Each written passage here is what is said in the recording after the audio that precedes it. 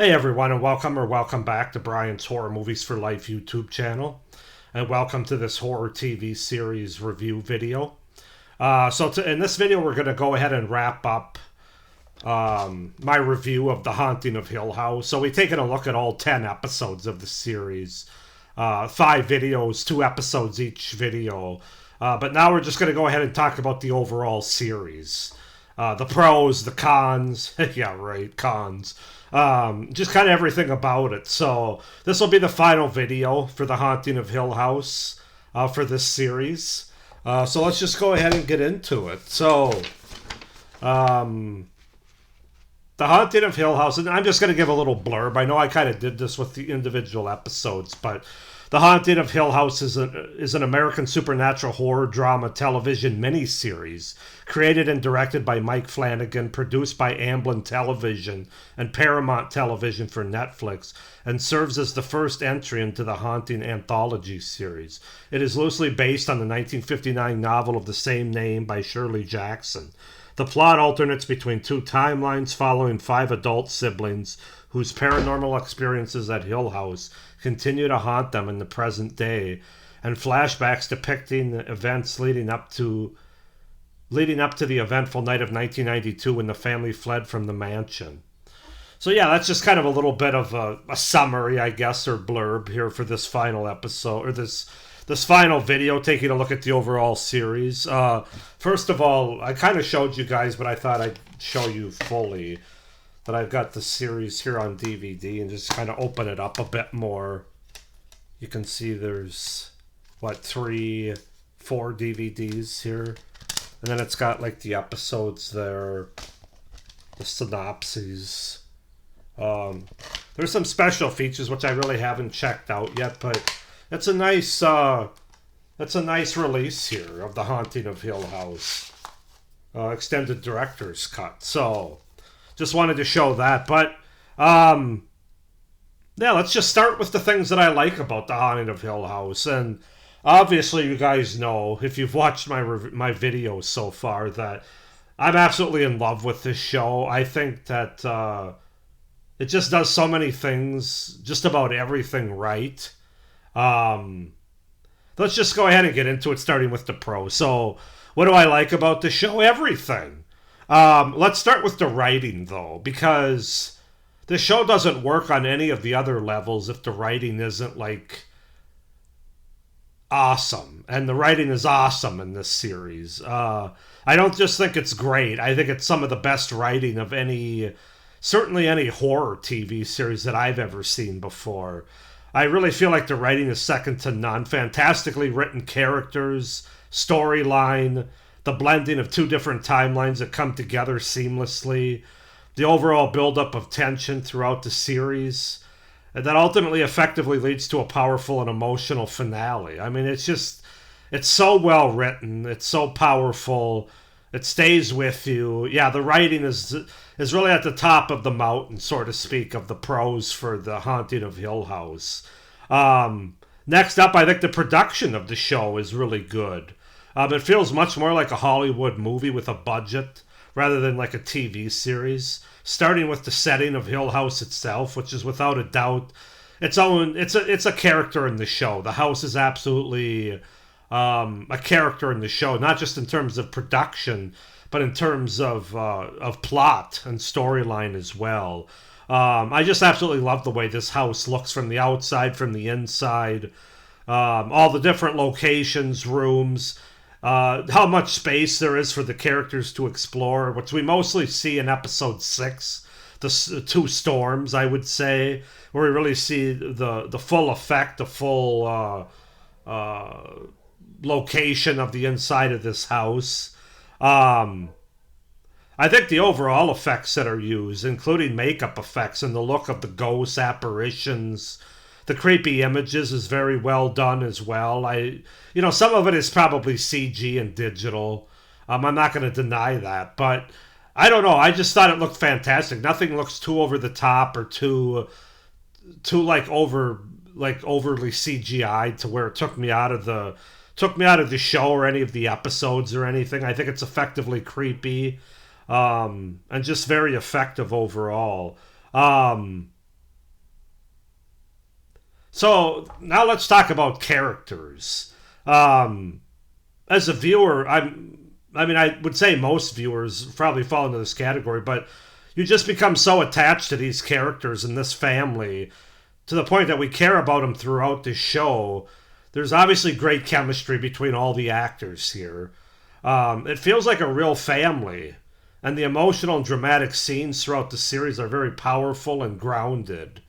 So yeah, I just can't say enough about the character development, um, what they do with these characters in terms of each of the Crane children representing one of the five stages of grief. Um, it's just phenomenal. I mean, it's so well done. The performances by the entire cast is on point here. Obviously, they did a great job of casting the show, but um, the cast and the show, I have to call out just a few names. Everybody does a great job, but uh, Carla Gugino, who plays Olivia Crane, I think is phenomenal in this show. She's also a very beautiful actress, obviously, but I mean, she's got acting chops that I think she's underrated. I really do. And then I want to talk about the character of Hugh Crane, who's played both by Henry Thomas, the younger version, and Timothy Hutton, the present or older version. And they both do a phenomenal job playing this character. And of course, in a lot of ways, Hugh Crane is the hero of this story. Um, we don't always feel that way throughout the series, but once everything's revealed at the end, it's clear that, I mean, Hugh Crane just, he gives up so much. Obviously, at the end, he gives up himself, but even before that, when the kids are still children, he gives up relationships with them in order to protect them from the unfortunate and kind of nasty truth of what happened that night. And it's really a representation of what you would do for your kids, how far you would go. And I think Hugh Crane is actually the best character in this. I was thinking about it. There's a lot of great characters. Not every character is great or likable necessarily in this series, but I think Hugh Crane is my favorite character because he's sort of the straw that stirs the drink of this whole thing in a lot of ways.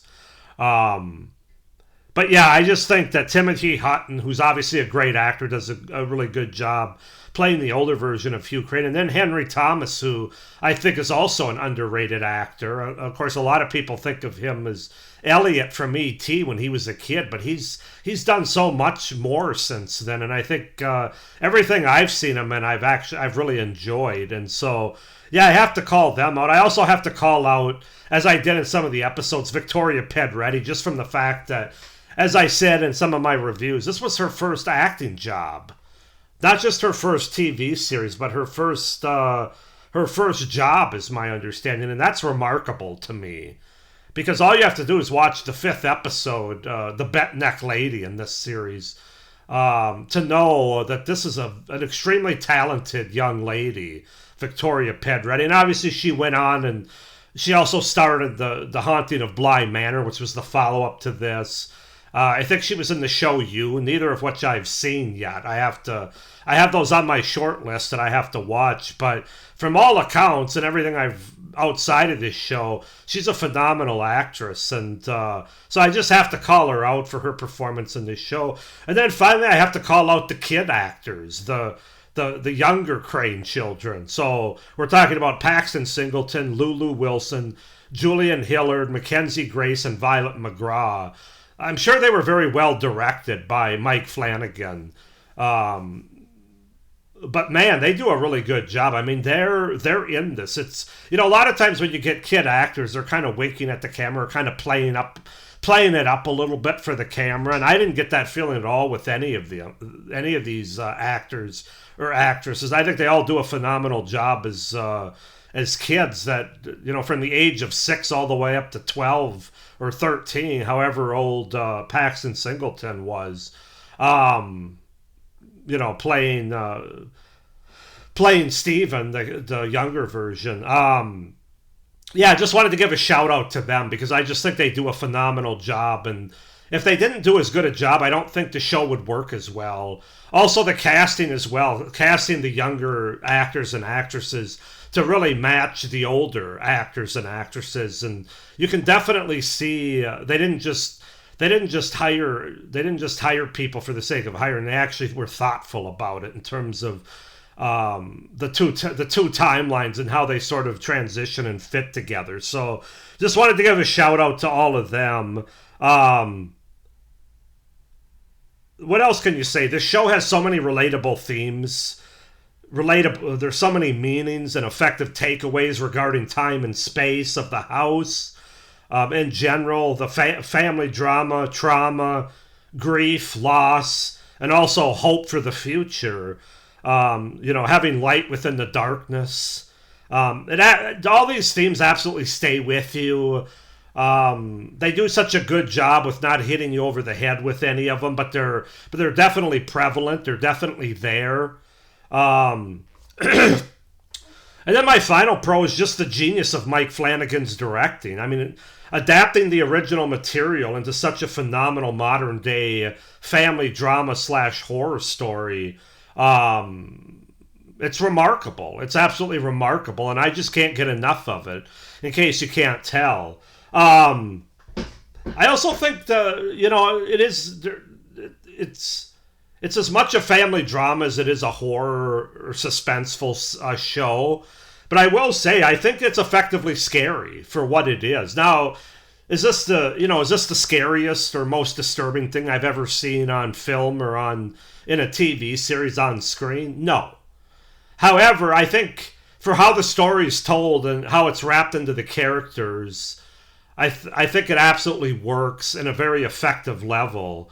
And I think there are some very effective horror scenes having to do with the house and even outside the house, apparitions and apparitions of characters who have passed away, things of that nature, that are just very well done. And yeah, some of it is jump scary, but some of it is just very effective. So I do think that this is a true horror series, despite all the family drama and trauma aspects to the show as well. It's all just done so brilliantly. So yeah, I guess you could say that I like The Haunting of Hill House quite a bit by those list of pros. I also feel like I could sit here and talk about this show for another half hour, and I still wouldn't hit on everything that I think the show does very well. But I especially liked and picked up this time on those 5 stages of grief that are all put into those Crane children.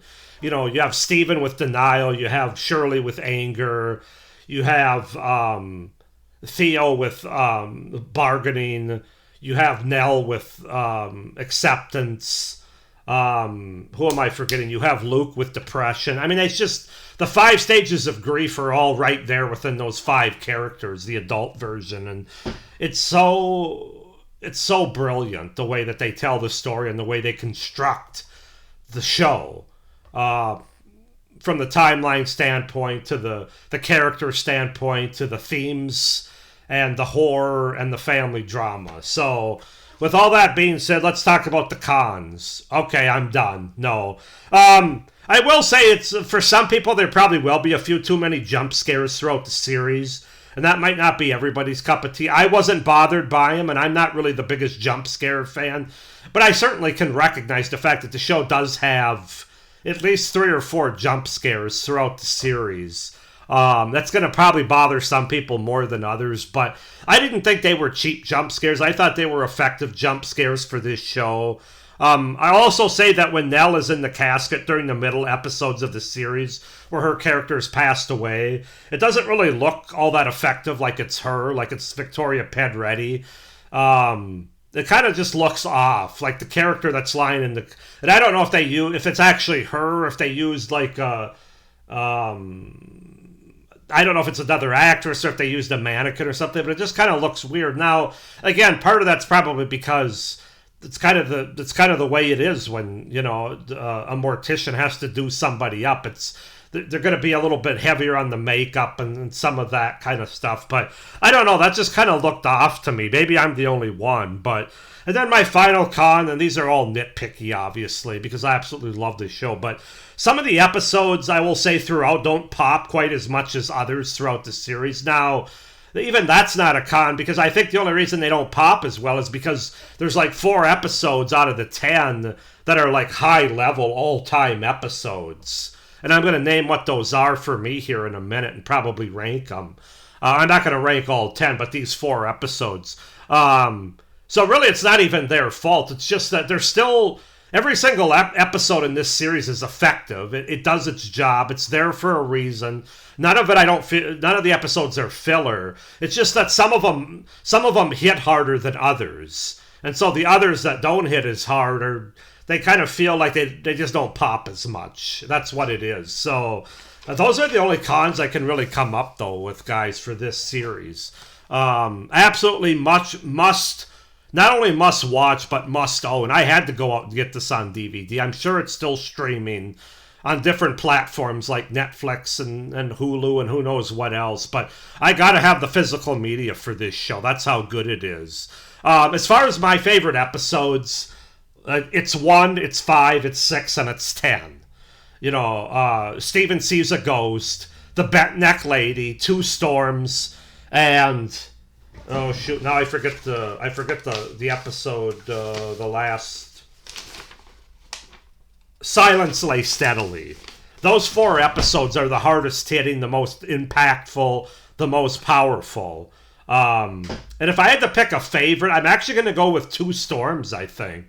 Which I don't think I felt that way going into my second watch of the series. But I think 2 Storms, episode 6, it's just the back and forth, the transition from the present and the family drama and the intensity of that, along with the past and everything that we see from the supernatural aspects. And just, I kind of feel like that episode, everything is kind of the culmination of both timelines and just everything coming together with the atmosphere of these storms going on at the same time. It's really kind of the crossroads of the entire series in a lot of ways. So I think my favorite episode is 2 Storms, probably followed by The Bent Neck Lady, and then Silence Lay Steadily, and then Steven Sees a Ghost, in that order, as far as my 4 favorite episodes. So what would I rate the series overall?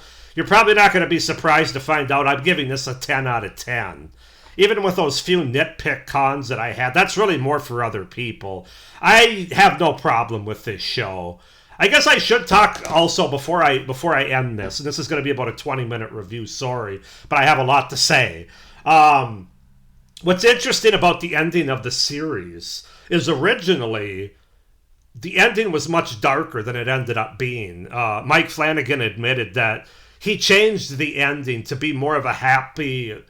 I don't even know if I want to say happy ending, but more of a hopeful ending. Based on everything that these characters went through, all the trauma and the family drama and everything. The original ending was going to be, and if you haven't seen the show, you won't know what I'm talking about, but the characters never actually leave the Red Room. Like the last 10 minutes of the show, or 15 minutes of the last episode of the show, whatever it is, basically Hugh convinces the apparition of Olivia to let the kids go, and he'll stay with her.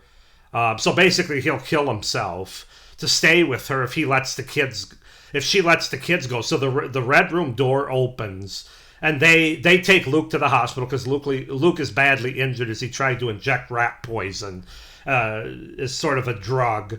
If you know, you know. So they... But the original ending was basically they never actually leave the Red Room. Like they're always stuck in the Red Room, and that's how the series ends. And certainly that would have been a much darker ending to the series. In some ways, I think I wouldn't have hated it because I'm not somebody that necessarily needs happy endings to horror movies or horror series. However, in this case, I do think Mike Flanagan did the right thing based on how much we love these characters and this family. With everything that they've been through, I think the more hopeful ending where they do get out and have the opportunity to move on with their lives, with their significant others, to come clean about things, to stay clean in the case of Luke. for 2 years. As we see, he's been clean for 2 years in the one of the final scenes of the series. I think it was the right way to go. In other shows and movies, I can make the argument that, and some people do make the argument that this show ends a little bit too. What's the word for it? It's a little too wah-wah. No, that's not even. It's a little too. I